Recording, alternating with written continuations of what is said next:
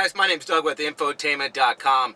Today we're in the 2014 through 2016 GM truck. That consists of the Silverado and the Sierra, the full-size trucks. Today what we're doing is we're upgrading those of you who have this existing system here. We're going to upgrade you to Apple CarPlay and Android Auto capability. Now in this particular truck, it does have the OnStar nav. We do carry a separate kit. If you want the factory GM navigation, we do have those upgrades available on a different advertisement. But today I'm going to show you guys how easy it is to install a full factory GM Android Auto and Apple CarPlay upgrade. It's going to consist of a few parts. We're going to replace the HMI module that's located behind the glove box. We're going to install a GPS antenna. Since this vehicle doesn't have navigation, this particular vehicle has the IO5 option code. We're going to have to install a GPS antenna. We're going to replace the radio ACM, which is located behind the screen. And then last but not least, the radio or the media hub for Apple CarPlay and Android Auto use. Again, to do so is very easy. As I mentioned, 2014 through 2016 Chevy Silverado, 14 to 16 Sierra, and the installation process is very similar in the Yukon, the Suburban, and the Tahoe. But nevertheless, let's get started. All right, the first thing we're going to want to do is replace the ACM that's located behind the screen. Now to remove this actual display here, this little trim piece that goes around it is just held in with retaining clips. So you can use a pry tool, dash pry tool, a regular screwdriver. You could even use your own hands just to muscle it out. But basically, once you kind of grab it in one corner, you kind of just work your way around the perimeter. It's just held in with retaining clips.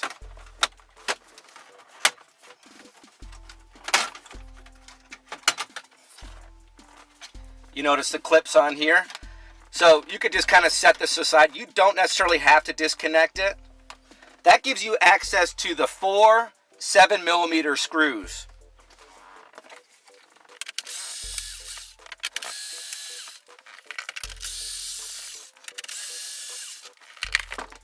Once you remove the screws, you just pop this out of place. Then it's just easier to just disconnect it. That way we're not going to scratch up the screen or anything. And set it aside. Alright, now behind the screen are a few different items here. You have your CD and sometimes DVD player, your OnStar module, and this up here is what we're going to replace in this scenario. This is the ACM. Just simply disconnect the connectors.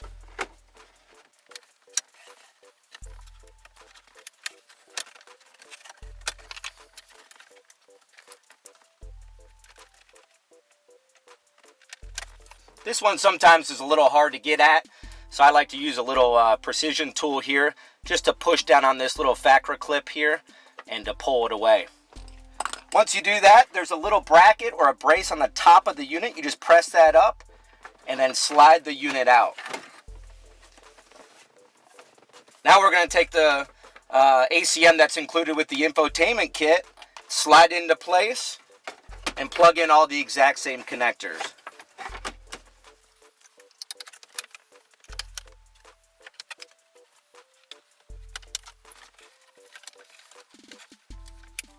We can now reassemble the display and put those screws back in. Alright, we put the 4 screws back in, and then we put our trim cover right over it. So that's nice now. Alright, now what we're going to do is we're going to focus our attention to the upper and lower glove box compartment. Behind the lower is the HMI module. That's the one we're going to swap. Since this vehicle does not currently have navigation, we are going to add the GPS antenna as well. Now to gain access to the HMI, we're going to lift the upper and lower the lower. And there's going to be 2 Torx T15 screws up here, 2 Torx T15 screws here. Underneath is going to be 2 Torx T15. And then once we lower this compartment here, there's going to be 2 7mm screws we'll have to remove as well. So we're going to go ahead and pull this down now. Just get both sides loose There's going to be a soft close device here. We're just going to want to take that, pull it back and out, this guy here. And then by doing that, they'll give us access to those two 7mm screws that I was talking about.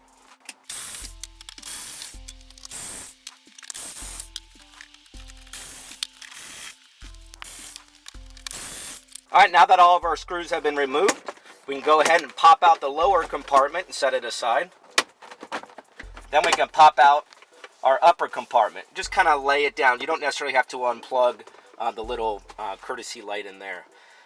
Now, it's very important, this next step. If your vehicle does not have factory navigation, which means you have an IO4 or an IO5 option code, you will need to install a GPS antenna by going to our IO6 GPS navigation upgrade. Okay, so what we're going to want to do to gain access, typically we like to install the antenna just below the dash top under the windshield. So you could pry this up and be able to kind of squeeze in there, but for the purpose of this video, we're going to go ahead and remove the right windshield panel here. Just two 10mm screws behind these covers, and this will all just come out.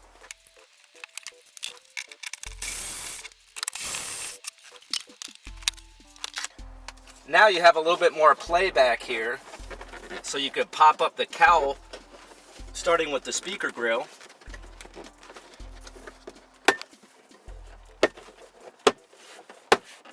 And we can install our antenna. You could really install it anywhere you want under here. For the purpose of the video, I'm going to go ahead and stick it right up under this compartment right here.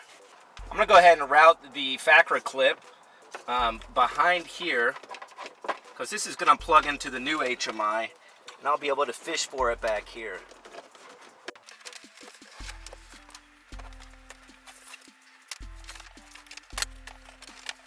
Now the antenna itself, as I mentioned, we're going to go ahead and stick it right in this area here.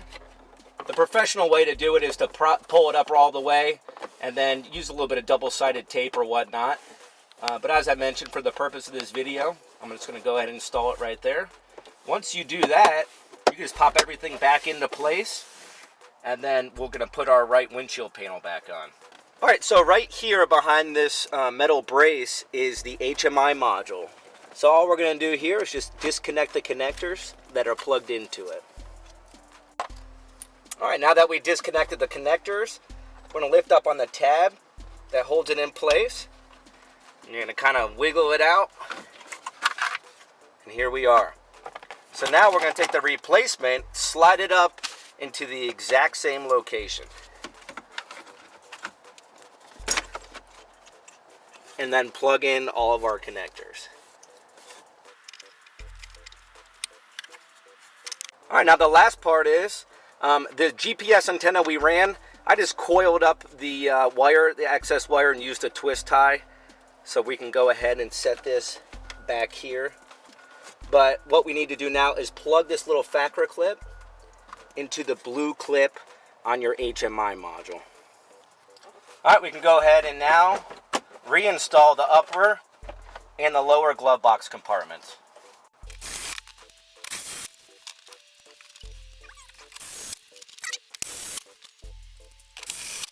All right, we have all 8 of our screws reinstalled.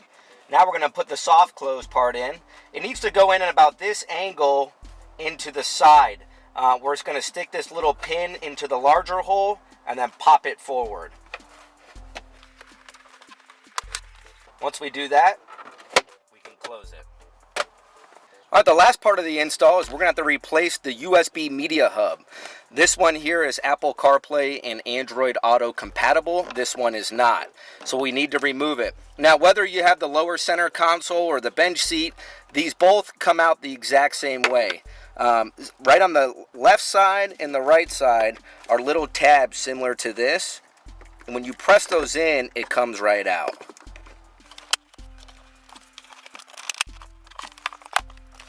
Just disconnect the cables that are plugged into it and then simply plug them into the replacement.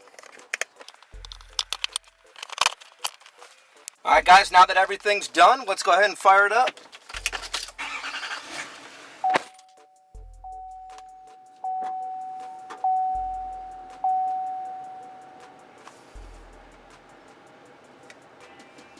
So right away you notice that some of the icons look a little bit different. If you go in the audio section here, you now notice some of you didn't have HD radio before. You will gain HD radio by doing this upgrade. Okay, so you hit radio again, you can go through Sirius XM. That's a subscription-based service, obviously, through Sirius XM. Then you got your AM. The phone, you will have to repair your phone, so just press pair device. You can repair your phone. Projection, I'll explain in a minute. This is for your Android Auto and Apple CarPlay. This is the iOS 6 CarPlay upgrade, so right away you notice an awesome, nice big GPS map here. Very intuitive. 2D, 3D maps, 3D landmarks. Really cool. It did pinpoint our location immediately. You may have to drive around for a few minutes for the GPS satellites to sync to the system, which is totally normal, but it will pinpoint your location. It does have all the traditional features a nav system has. You could enter a destination. You could tell it where you want to go through the voice feature. Store recents, home address, so on and so forth. So just a really cool system here with the iOS 6 upgrade. Settings, you can get in here just like your other system. Get in here and change the settings, how you want things to appear. The weather app here has to do with Sirius XM. That is through the travel link feature. So it's pretty cool. You can come in and it'll pinpoint your location, tell you your hourly, your 5-day. You can go to a map actually through there once it loads, and it'll actually give you radar, which is really neat. That is a subscription-based service through Sirius XM as well. You do retain text, OnStar. OnStar ready. Cancel. Cancel. Thank you. Goodbye. Then you have this, which is pretty cool. This also is through Sirius XM. Sirius XM Traffic, it's called. If you are within the navigation mode, it will reroute you around construction, accidents, stuff like that. And it will give you a list of holdups and whatnot through there. The shop stores, those of you who have built-in LTE, which none of you will, so that will be inactive. But just an awesome system here, guys. So let's take a look at how CarPlay works.